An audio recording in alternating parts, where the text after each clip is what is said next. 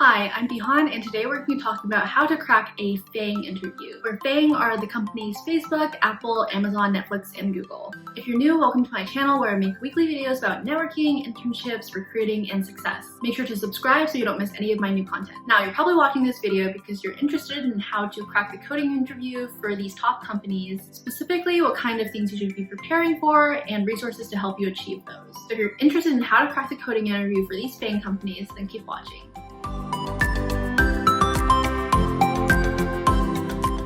So for this first step, most of these FAANG companies will have you complete a coding challenge. So this is going to be a LeetCode or HackerRank style challenge where you'll have maybe 2 to 4 technical questions and you'll have maybe an hour to 2 hours to complete them. Once you complete the coding challenge, based on how you do, you'll be invited to a first round of phone interviews or they'll just flat out reject you. So you should aim for as close to perfect as possible on these coding challenges. Most companies will have a bunch of test cases, and as long as you pass all the test cases, then you're probably fine. There have been cases where I haven't passed all the test cases and I've still gotten an interview, but those are more rare. So after you complete the coding challenge and you get invited for a phone interview, the first round is usually going to be 1 to 2 technical questions of about a easy to medium level on LeetCode. So most of these big tech companies usually draw from a pretty standard list of interview questions, and usually they're less likely to throw curveballs at you because they have a very rigorous and standardized interview process.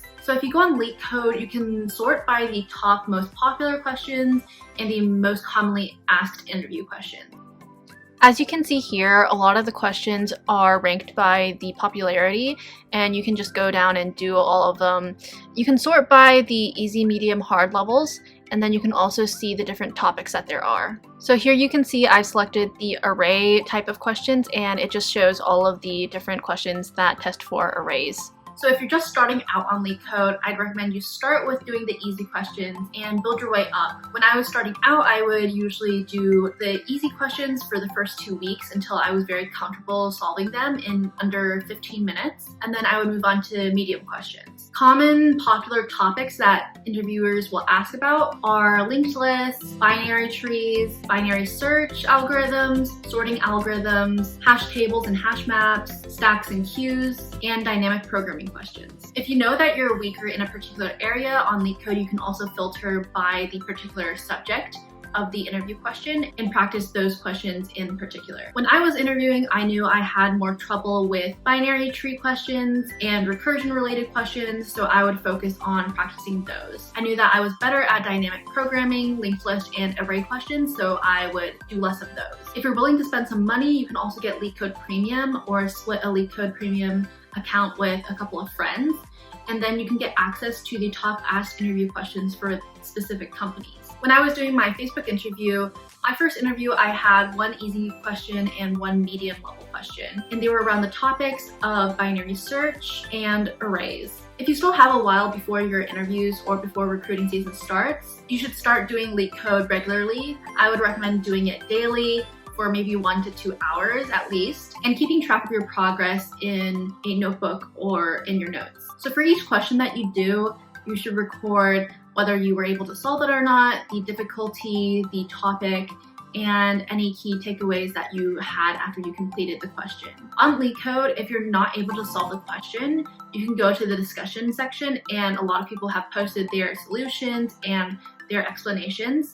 So those are really helpful to look at. So if you can't solve a question after maybe 15 to 20 minutes of trying to solve it, go to the discussion section, check out the solutions, try to understand the reasoning and the way of thinking that the person used to approach the question, and then try solving the question again. So keep doing this until you're able to solve the question without referring to the solution. Additionally, if you're not able to solve the question on the first try, mark this question as one that you should come back to in a few days once you've had some more practice and see whether you can solve it then. So after you pass the first round of phone interviews, the next round will either be a final round or a second phone interview. If this is a second phone interview, it'll probably be similar to the first phone interview. If it's a final round, then you'll probably have slightly harder questions. So usually for FAANG final interviews, they'll have you do 1 to 2 medium level questions questions if you're applying for an internship. If you're applying full-time, they might have you do medium and a hard question. So when I was interviewing for Facebook, for my final round interview, I had 2 questions of the medium level. One was a linked list question and one was a heap question. I remember during my final round interview, I was really nervous because the second question the interviewer asked me, I wasn't completely sure how to solve it. So if you're in the situation where you don't know exactly how to solve the question right off the bat, you should start by explaining your thought process and talking out loud so that the interviewer can follow your line of thinking, and then break down the problem from a high level to smaller sub-problems. Then tackle each of these sub-problems, and if you get stuck on one, you can just go to the next sub-problem and keep on solving it, and then come back to the one that you skipped. So for example, if you knew that there were 3 major parts to make this algorithm work, you can go step by step through the 3 different steps. If you're not exactly sure how to implement one part of it, the interviewer still knows that you thought of that step and were able to come up with the high-level approach to the problem. So even if you don't get the exact code solution for one part of the problem, it'll hurt you less if you show that you thought about how to approach the problem, you knew the high-level way to solve it, and you're just missing this one implementation step. Compared to if you just didn't know how to solve this one part, but that held you back and you were just stuck there and didn't communicate your thoughts to the interviewer. Additionally, for a lot of these FAANG interviews, your technical interviewers might also ask you a couple of behavioral-like questions.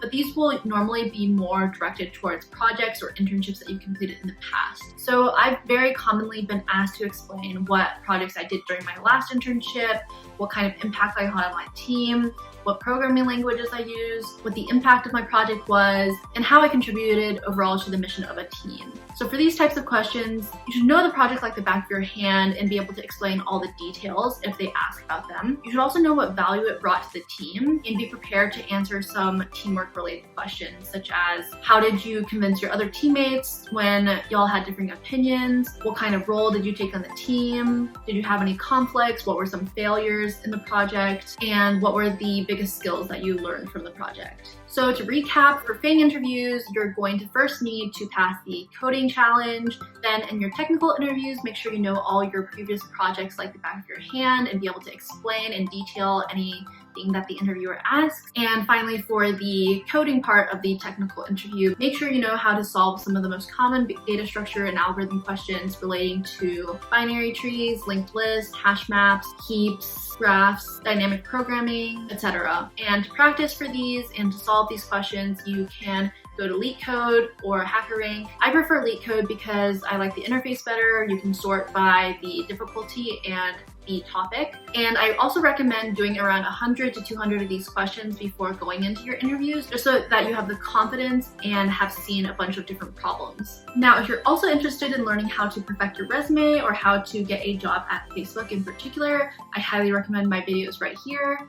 If you found this video helpful, please leave a like, comment what kind of videos you'd like to see in the future, and subscribe so you don't miss any of my content.